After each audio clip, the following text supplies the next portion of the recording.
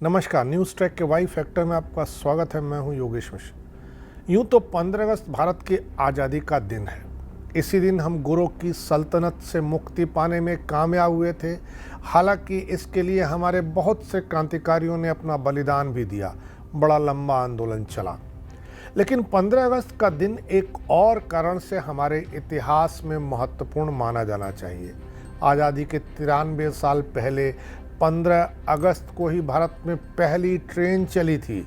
यह ट्रेन कोलकाता से हुगली तक चलाई गई थी। 15 अगस्त 1854 को हावड़ा से पहला लोकोमोटिव समय से 90 मिनट पहले चला और सुबह 10:01 पर हुगली पहुंचा। हालांकि इससे पहले भी एक लोकोमोटिव अपनी यात्रा कर चुका था और यह यात्रा बंबई से ठाणे तक की थी। यह तारीख थी 16 अप्रैल 1853। लेकिन अनुमतियों के लिए शुरुआती देरी और बाद में शिपिंग दुर्घटनाओं और फ्रांसीसी विवाद के कारण असली सम्मान East Indian Railway Company, Rowland Macdonald Stephens और कलकत्ता को गया। जून 1845 में ईस्ट इंडियन रेलवे का गठन 1 करोड़ मिलियन की चुकता पूंजी के साथ किया गया। इस कंपनी का उद्देश्य ब्रिटिश भारतीय क्षेत्रों की राजधानी कोलकाता और मुगल भारत की राजधानी दिल्ली के बीच रेलवे संपर्क स्थापित करना था। इस पहल के मुख्य हीरो थे रोलैंड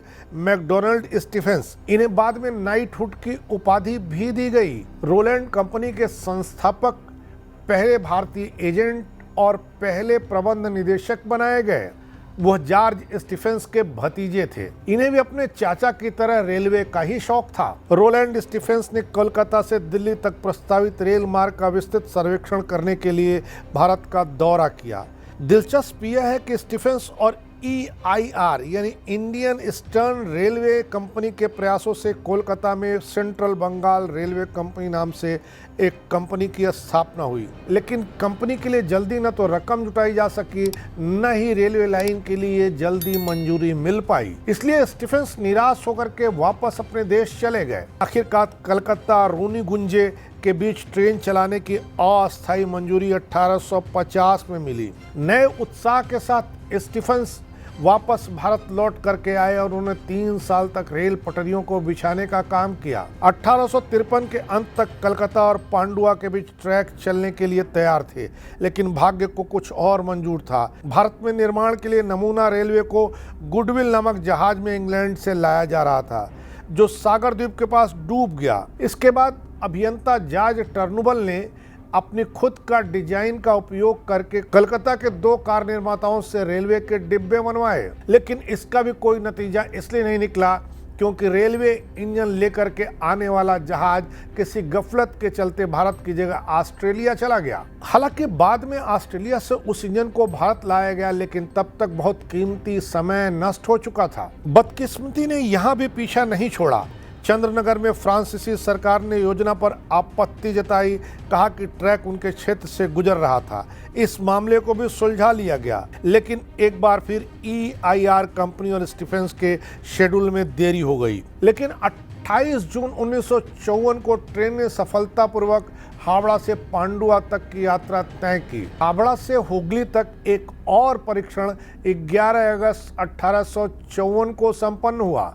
बंगाल हुरकुरा और इंडियन गजट के पत्रकारों के एक दल ने इस बार डिब्बे में यात्रा की। अगले दिन दर्ज की गई उनकी रिपोर्ट के मुताबिक ट्रेन सुबह 8:30 पर हावड़ा से चली और 11:01 पर हुगली पहुंची। 15 अगस्त 1854 के अखबार में एक नोटिस छपी, जिसमें कहा गया था कि इस महीने की 15 तारीख मंगलवार को हावड़ा और हुगली से ट्रेनें निम्नानुसार प्रस्थान करेंगी। हावड़ा से सुबह 10:30 और शाम 17:30 पर, हुगली से सुबह 8:13 बजे और शाम 15:38 बजे। ट्रेन बल्ली, सेरामपुर और चंदर नागौर में रुकेगी।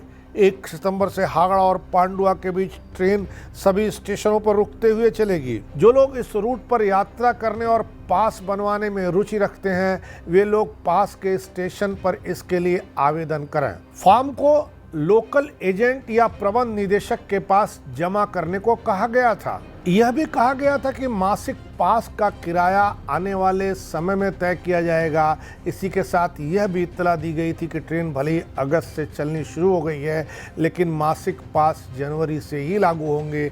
इस तरह देखें तो भारतीय ट्रेन की शुरुआत में बहुत विवाद था, बहुत अड़चनें आईं, डिब्बे डूब गए, रेलवे इंजन भारत की जगह ऑस्ट्रेलिया चला गया, पर जुनूनी लोग अपनी मंजिल हासिल कर लेते हैं। यह स्टीफन ने साबित किया।